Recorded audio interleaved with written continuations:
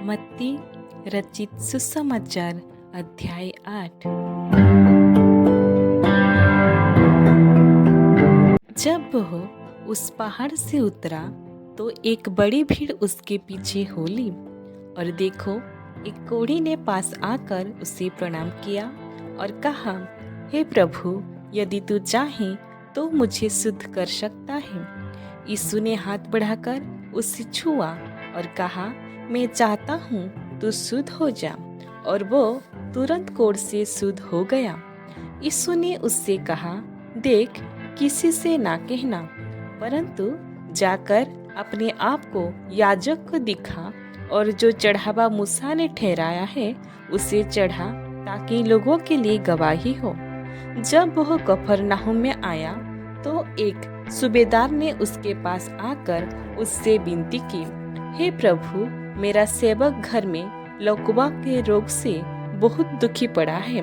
उसने उससे कहा, मैं आकर उसे चंगा करूंगा। सूबेदार ने उत्तर दिया, हे प्रभु, मैं इस योग्य नहीं कि तू मेरी छत तले आए, परंतु केवल मुख से कह दे तो मेरा सेवक चंगा हो जाएगा। क्योंकि मैं भी पराधीन मनुष्य हूँ और सिपाही मेरे अधीन हैं। जब मैं एक से कहता हूँ जा, तो वह जाता है, और दूसरे से आ तो वह आता है, और जब अपने दास से कहता हूँ ये कर तो वह करता है। ये सुनकर यीशु को अचंभा हुआ और जो उसके पीछे आ रहे थे उनसे कहा, मैं तुमसे सच कहता हूँ कि मैंने इस्राएल में भी ऐसा विश्वास नहीं पाया। और मैं तुमसे कहता हूँ कि पूर्व और पश्चिम से बहुत से लोग आकर अब्राहम और इसहाक और याकूब के साथ स्वर्ग के राज्य में बैठेंगे, परंतु राज्य के संतान बाहर अंधकार में डाल दिए जाएंगे। वहाँ रोना और दांतों का पिसना होगा। तब यीशु ने सूबेदार से कहा, जा, जैसा तेरा विश्वास है वैसा ही तेरे लिए हो। और उसका सेवक उसी घड़ी चंगा हो गया। यीशु जब पतरस के घर आया तो उसने उसकी सास को ज्वर में पड़ी देखा। उसने उसका हाथ छुआ और उसका ज्वर तुरंत उतर गया और वो उठकर उसकी सेवा करने लगी। जब संध्या हुई तब वे उसके पास बहुत से लोगों को लाए जिनमें दुष्टात्माएं थी, और उसने उन आत्माओं को अपने वचनों से निकाल दिया और सब बीमारों को चंगा किया, ताकि जो वचन यशायाह भविष्यद्वक्ता के द्वारा कहा गया था वह पूरा हो। उसने आप हमारी दुर्बलताओं को ले लिया और हमारी बीमारियों को उठा लिया। यीशु ने जब अपने चारों ओर एक बड़ी भीड़ देखी तो झील के उस पार जाने की आज्ञा दी। तब एक शास्त्री ने पास आकर उससे कहा, हे गुरु, जहाँ कहीं तू जाएगा मैं तेरे पीछे हो लूंगा।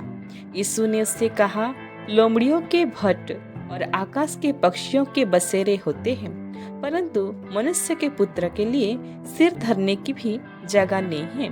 एक और चेले ने उनसे कहा, हे प्रभु, मुझे पहले जाने दे कि अपने पिता को गाड़ दूं। यीशु ने उससे कहा, तू मेरे पीछे हो ले और मुर्दों को अपने मुर्दे गाड़ने दे। जब वह नाव पर चढ़ा तो उसके चेले उसके पीछे हो लिए, और देखो, झील में एक ऐसा बड़ा तूफान उठा कि नाव लहरों से ढकने लगी और वो सो रहा था। तब चेलों ने पास आकर उससे जगाया और कहा, हे प्रभु, हमें बचा, हम नष्ट हुए जाते हैं। उसने उनसे कहा, हे अल्प विश्वासियों, क्यों डरते हो? तब उसने उठकर आंधी और पानी को डांटा और तब सब शांत हो गया। और वे अचंबा करके कहने लगे, ये कैसा मनुष्य है कि आंधी और पानी भी उसकी आज्ञा मानते हैं। जब वह उस पार गदरेनियों के पास से देश में पहुंचा तो दो मनुष्य जिनमें दुष्टात्माएं थी कब्रों में से निकलते हुए उसे मिले।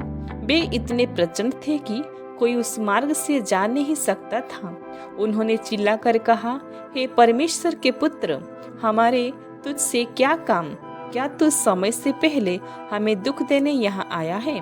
उनसे कुछ दूर बहुत से सुअरों का एक झुंड चर रहा था। दुष्टात्माओं ने उससे ये कहकर विनती की, यदि तू हमें निकालता है तो सुअरों के झुंड में भेज दे। उसने उनसे कहा, जाओ। और वे निकलकर सुअरों में बैठ गई और देखो, सारा झुंड कड़ाड़े पर से झपट कर पानी में जा पड़ा और डूब मरा। उनके चरवाहे भागे और नगर में जाकर ये सब बातें और जिनमें दुष्ट आत्माएं थी उनका सारा हाल कह सुनाया। तब सारे नगर के लोग यीशु से भेंट करने को निकल आए और उसे देखकर विनती की कि हमारी सीमा से बाहर चला जा। ईश्वर इस वचन से हम सभी को बहुतायत से आशीष दे। आमीन।